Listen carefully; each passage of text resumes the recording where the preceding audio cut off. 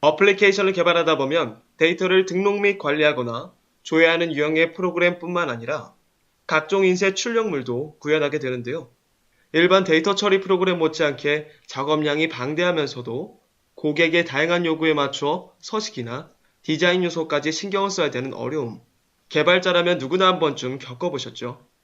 이러한 어려움을 해소하기 위해 시중에는 다수의 GUI 방식의 리포팅 툴들이 나와 있습니다.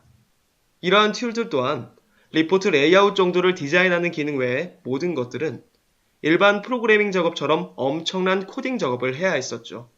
뿐만 아니라 개발하는 편집 화면과 출력된 결과물의 레이아웃을 서로 섬세하게 조정하는 수많은 시행착오를 감수할 수밖에 없는 것이 현실입니다.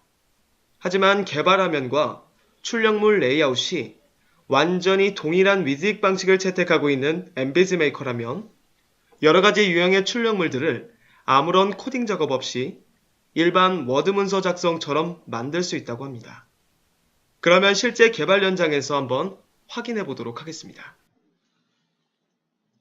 구매품의 내역의 정보를 보여줄 출력물을 테이블과 필드에 대한 정보를 활용해서 한번 만들어 보도록 하겠습니다.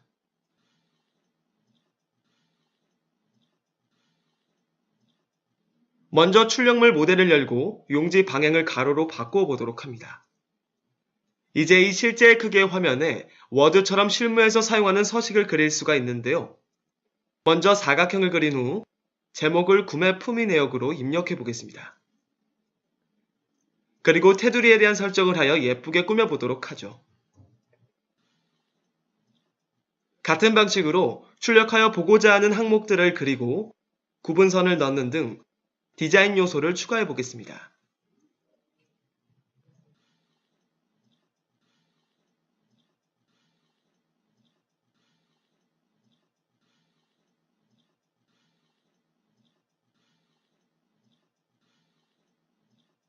이제 서식이 어느 정도 완성이 되었는데요.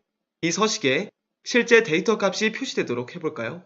먼저 품위 건수를 표시할 수 있도록 행번호 출력란을 그려보도록 하죠.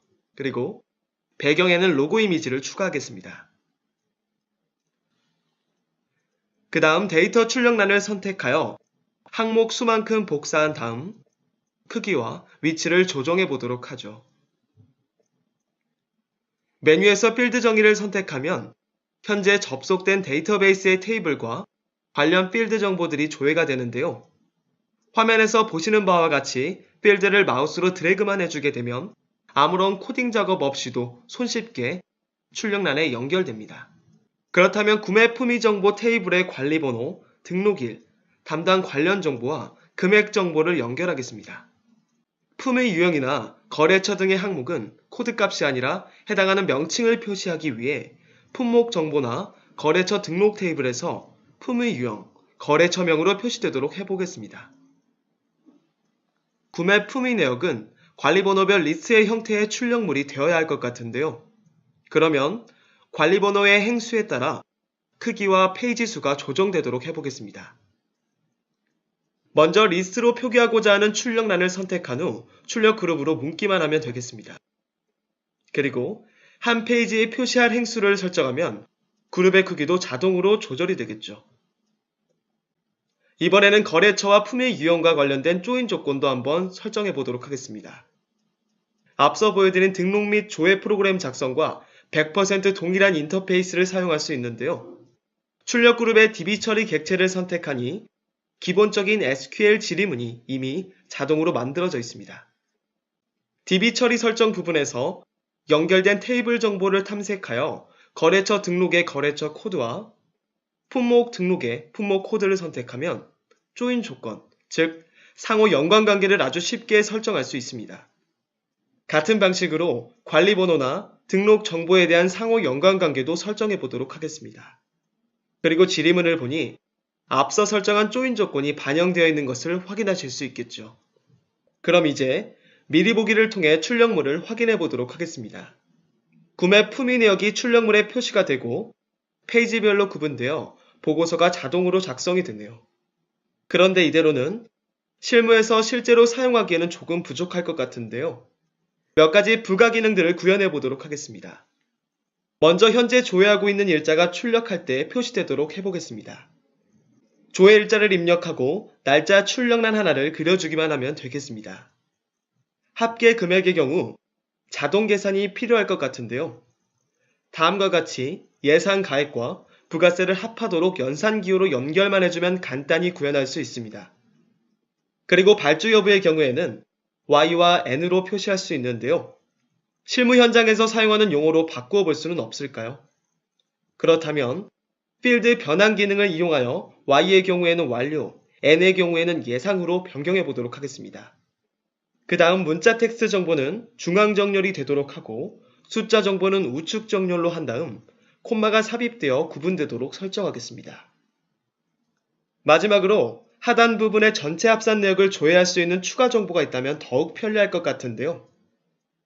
먼저 사각형을 그리고 제목을 입력합니다. 그 다음 합계 출력란을 그린 후 계산한 항목을 콤보 박스에서 선택만 해주시면 되겠습니다.